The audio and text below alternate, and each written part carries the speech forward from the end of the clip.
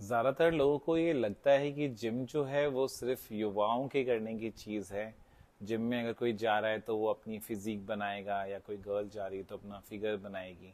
बुजुर्गों को अक्सर वो मना करते हैं कि जिम मत जाइए, हाथ पाँव दर्द हो जाएंगे, अगर हड्डी पसली टूट गई तो बुढ़ापे में जुड़ेगी भी नहीं। इस तरह के उन पे गलत स्लैंग लोग बोलते हैं, जबकि ऐसा बिल्कुल भी नहीं है। अगर कोई एक्सरसाइज कर रहा है, बुजुर्ग व्यक्ति जिम जाके, तो बोन डेंसिटी मसल मास बढ़ाते हैं, वो अपना फिजिकली फिट होते हैं, कहीं उनको बॉडी में पेन नहीं रहता, अपनी एक हेल्दी लाइफस्टाइल वो मेंटेन करते हैं।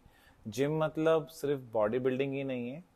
जिम का मतलब अगर कोई जिम जा रहा है तो अपना मसल स्ट्रेंथ बढ़ाएगा, एंड्योरेंस बढ़ाएगा, एजिलिटी बढ़ाएगा, बॉडी में बैलेंस एक बना के रखेगा, अपनी फ्लेक्सिबिलिटी इनहेंस करेगा।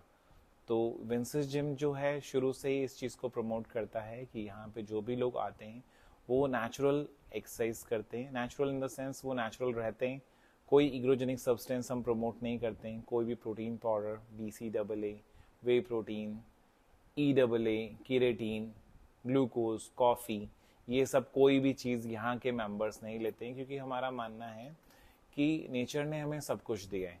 तो अगर आप वर्कआउट कर रहे हैं और हेल्दी डाइट ले रहे हैं, हेल्दी डाइट में यहाँ क्या प्रमोट किया जाता है? सिंपल दाल चावल, nuts and seeds, vegetables, fruits, ये लोग खा रहे हैं एक साइंटिफिक तरीके से, एक टाइमिंग के हिसाब से।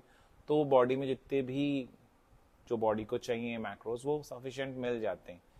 प्रोटीन पाउडर कोई ले रहा है, हम साफ बोलते हैं सीरम प्रोटीन टेस्ट करा लो। ब्लड में अगर एडिक्वेट प्रोटीन है तो एक्स्ट्रा प्रोटीन लेने की आपको जरूरत नहीं है। यूरिक एसिड बढ़ेगा, वेरिकोज वेन होगा, किडनी तक कोलैप्स हो सकती है। ना लें तो अच्छा है। और मैंने कई बार कुछ रील्स भी देखे जिसमें लोग बोलते हैं कि गोलगप्पे खा रहे हैं तो वे प्रोटीन पाउडर खाने में क्या प्रॉब्लम है। तो एक आदमी कोई गलत काम करे तो जरूरी नहीं है दूसरे को भी गलत काम ही करना है।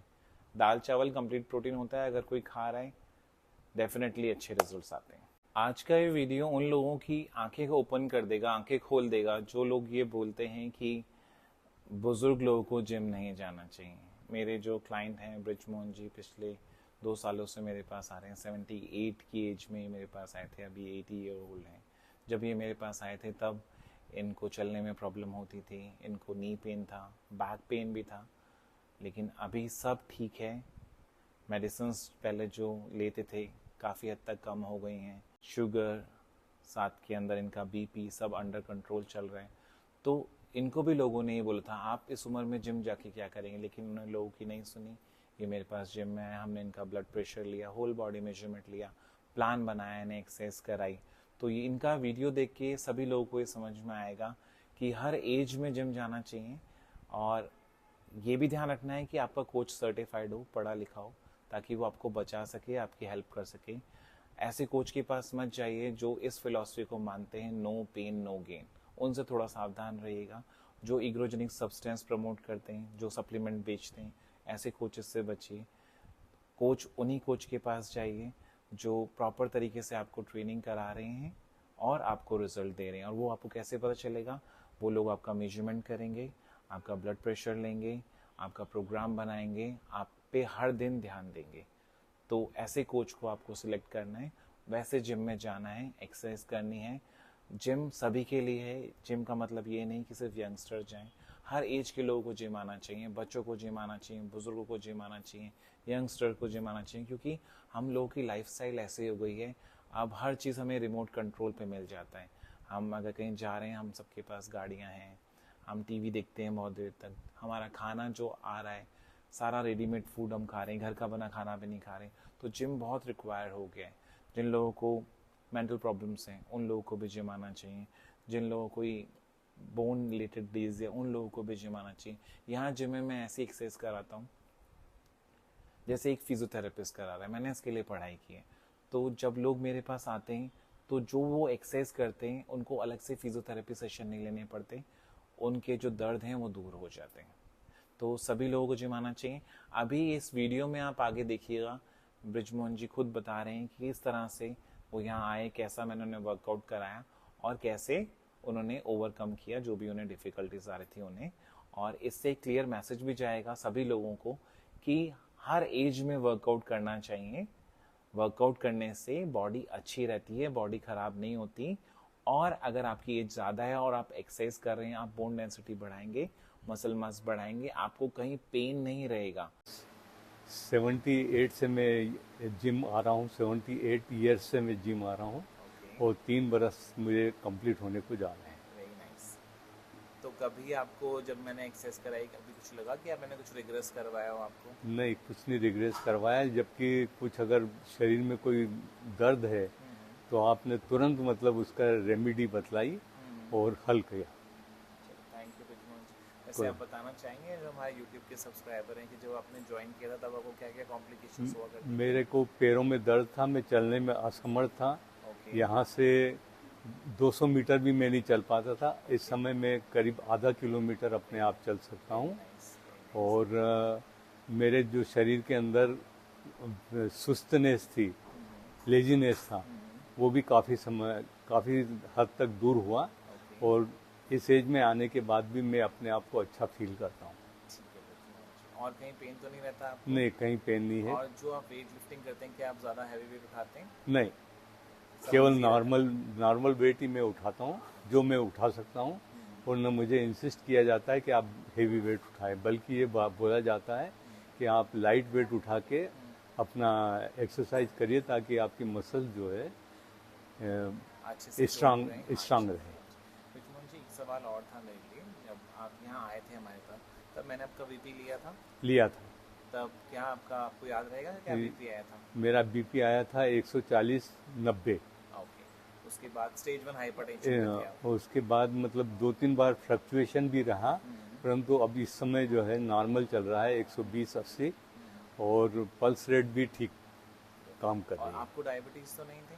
डायबिटीज थी मेरे को, और अभी भी है, पर मतलब एक्सरसाइज करने से कंट्रोल में है। राइट। और कुछ आप बताना चाहेंगे? बस मैं धन्यवाद देना चाहता हूँ कि मेरे को इतना अच्छा जिम मिला, जिसके कारण मेरी मतलब लाइफ जो है स्मूथ वे में चल रही है। और मैं भी आपको बहुत बहुत धन्यवाद देना चाहूँगा कि आप जो है कैमरे के सामने आए लोगों को बताने के लिए, अपडेट करने के लिए कि वर्कआउट हर एज में हर इंसान को करना चाहिए। अगर आप वर्कआउट करेंगे तो आपका मसल मास अच्छा रहेगा, बोन डेंसिटी अच्छी रहेगी। और यहाँ हम जो वर्कआउट कराते हैं आपको आधा घंटा ही कराया होगा मैंने, आधा घंटा आधा 20 मिनट, पौन घंटे से ज़्यादा नहीं और करवाते। उससे बाउल मूवमेंट ठीक हुआ आपका, ठीक हुआ। एनर्जी लेवल बढ़ा, आपने खुद बताया आप ज़्यादा वॉक कर पा रहे हैं, आपके कोई पेन तो नहीं है बॉडी में नहीं, कहीं कोई भी? पेन नहीं है, बल्कि मेरा 71 केजी से 68 केजी वजन हुआ। Very nice, thank you so much. Video ज़्यादा लंबा ना हो, एक छोटा सा मैसेज मैं और सभी लोगों को देना चाहूँगा। प्लीज़ प्लीज़ कोई भी प्रोटीन पाउडर ना खाएं, केराटिन नहीं लीजिए, EAA नहीं लीजिए, BCAA नहीं लीजिए, अपने डाइट से ले लीजिए। किसी को BCAA खाना है, दही खा लो, ज़रूरत नहीं है आपको BCAA लेने की।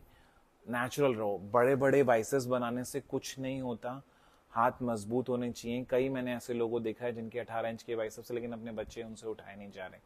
तो प्लीज़ बिग बाइसेप्स से कुछ नहीं होगा, सब नेचुरल रहें। कई लोगों ने प्रोटीन पाउडर सप्लीमेंट्स लिए और उन्होंने वेट पुट ऑन कर लिया। 3 तरह के मसल होते हैं, smooth muscle, cardiac muscle, skeleton muscle. तो सिर्फ स्केलेटन मसल बनाने के लिए स्मूथ मसल यानी इंटेस्टाइन, लिवर, किडनी, स्पिन की बैंड मत बजाइए। प्लीज ध्यान रखिए अपना, सप्लीमेंट मत खाइए, बी नेचुरल। लंबे टाइम तक एक्सरसाइज को अपना गोल बनाइए। हमें 100 साल की उम्र तक वर्कआउट करना है, यंग रहना है, एनर्जेटिक रहना है। ये नहीं कि 20-20, 30-30 साल में लोगों को कार्डियक अरेस्ट आ रहे हैं, लोग वेट पुट ऑन कर रहे हैं। सप्लीमेंट लेके बॉडी बनाई तो क्या बनाई, नेचुरल आप रहें, एक्सरसाइज करें, अच्छी फिजिक बनाएं, यंग लगेंगे। छोटे छोटे बच्चे सप्लीमेंट्स ले लेते हैं, उसके बाद उनके चेहरे बड़े बड़े हो जाते हैं।